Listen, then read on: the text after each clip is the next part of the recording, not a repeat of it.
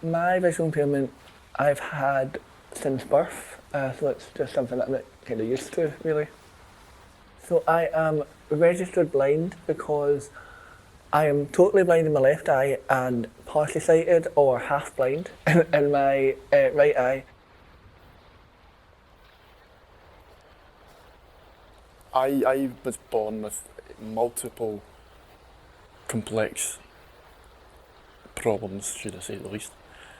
So my vision has been reduced due to neural damage, which is now known as CVI, and it's a cognitive visual impairment.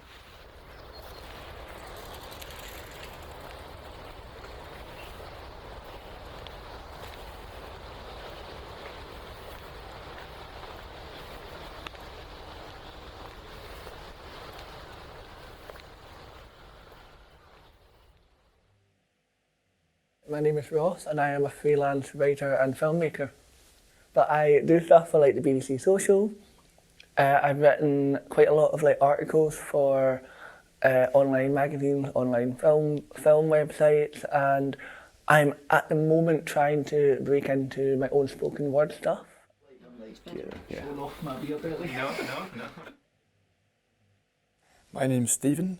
I am a young visually impaired person, and I'm a political advocate for young disabled and more specifically visually impaired people in Scotland.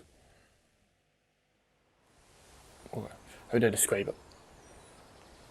I can see images of bloodness, colour, but without detail. So everything is just a collection of colours and very distorted images. I have about 45-degree peripheral sight loss as well, so it's almost like tunnel vision. And so for me, not being able to see details is the most challenging aspect of that.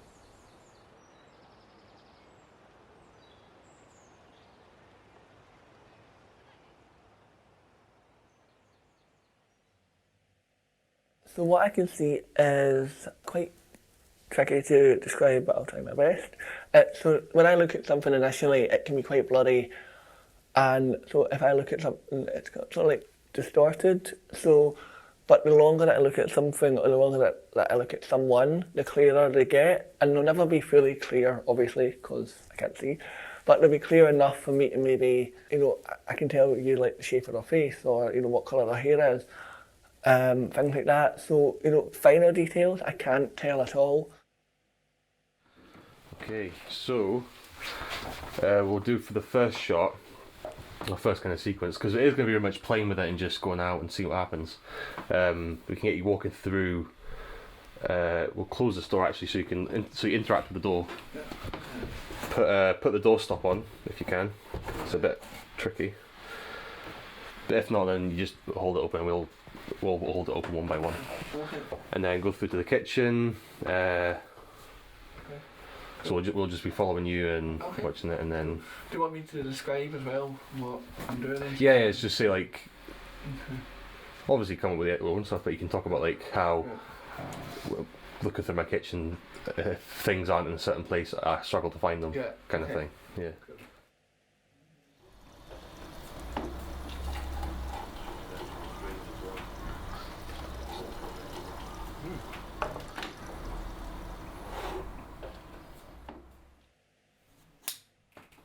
Yeah, action. Okay.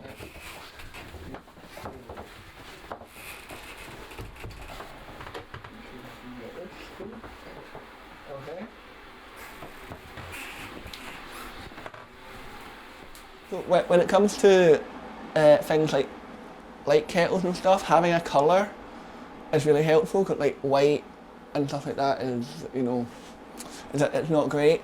And then you get see-through kettles, which is really weird to me.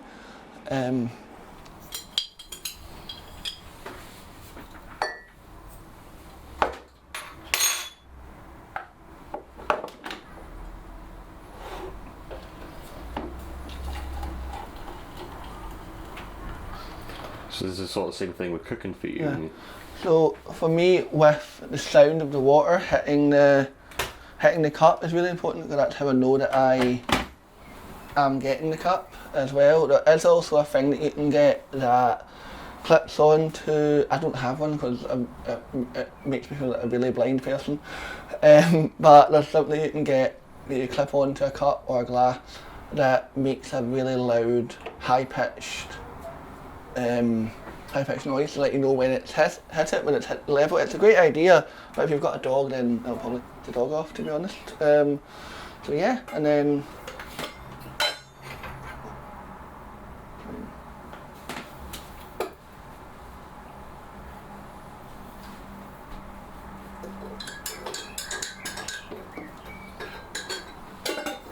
again, something else that I really need to do is having everything be like really tidy and putting it back in exactly the same place is really important. And I guess you could say it's OCD, but it's not really. It's more personal safety, I guess.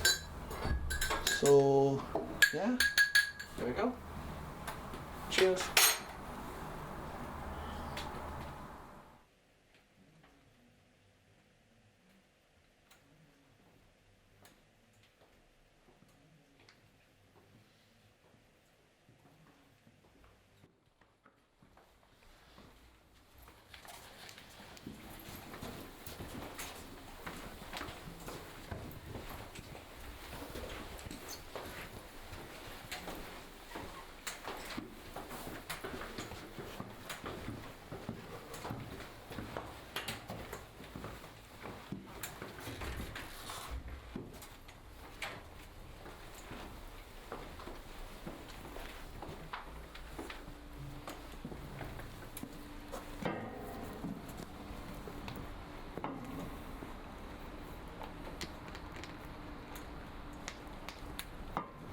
Yeah, that's on and that's actually recording as well. Cool, that's right.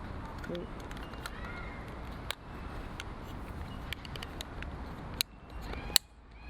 Okay.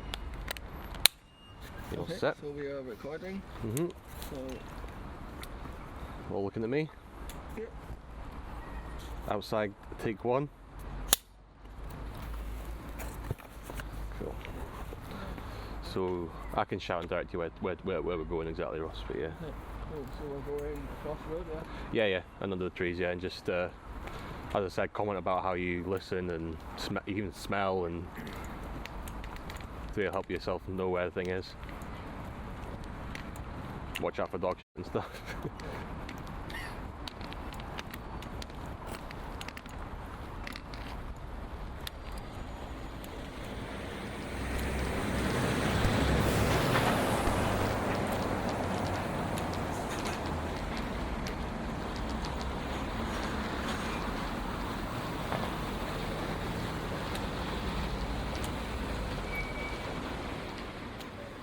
On an anxiety level, for me it's really important to know what I'm doing, where I am, and if I'm safe, kind of thing.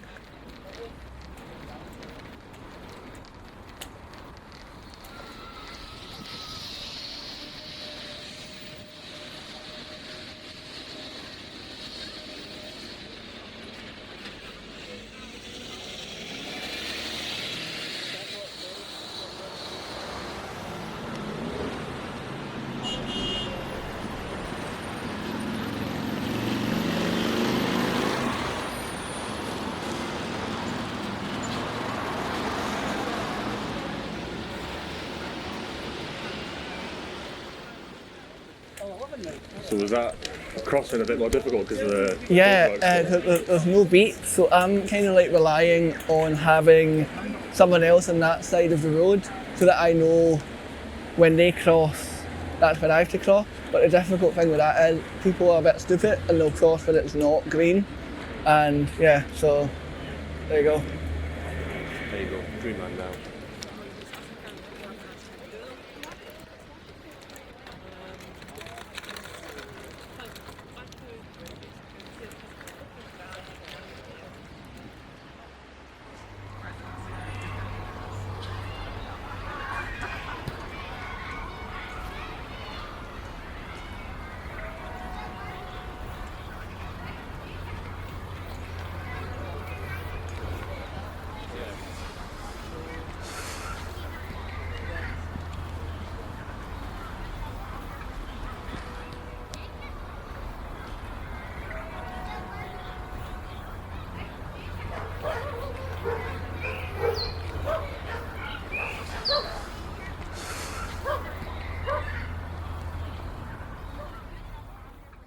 audio and hearing is really valuable to me for knowing where I am and knowing, the basics of even like knowing when to cross the road or things like that. And I think that when you can see, and I'm, not saying that this is like a bad thing, but I think that when you can see it or when you have the use of all your senses, you kind of take certain things for granted a little bit, and kind of like, you can have your headphones in at traffic lights because you can see when it goes green, stuff like that.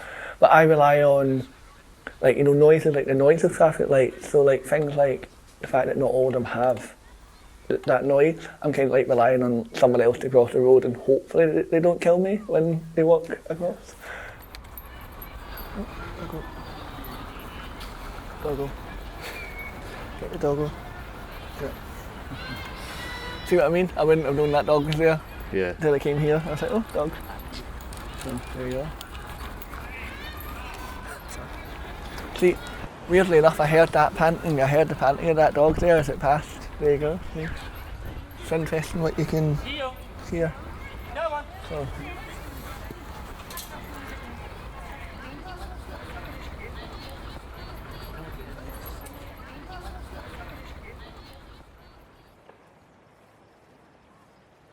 When you don't have as much eyesight, you try to use your other senses as best as you can.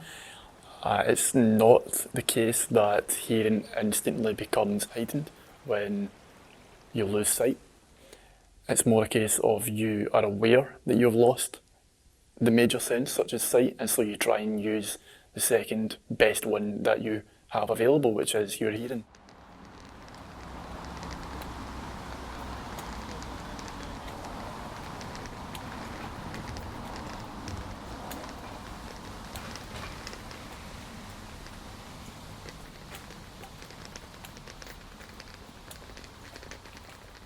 RNIB do a lot of raising awareness through what we have as sim specs, which are glasses that will simulate different eye conditions.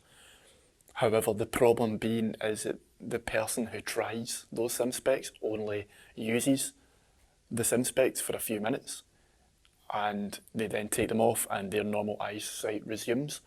So it doesn't give you the complete package, if you will, of what it's like to live every day with a sight impairment, because you also have to remember that it's not just the physical side of not being able to see entirely well or indeed at all, but there's also a really difficult and potentially bigger struggle with dealing with a sight impairment from a mental perspective, and I don't feel that that's an area that's been represented all that well. Yeah, it's like that's someone's life, that's someone's life, and they don't know the anxiety and mental health side of it either, So that anxiety that someone might feel for that 15 minutes experience, imagine that every day, all day, for your whole life, and knowing that you can't change it, you can't just take the headset off and you're fine, so.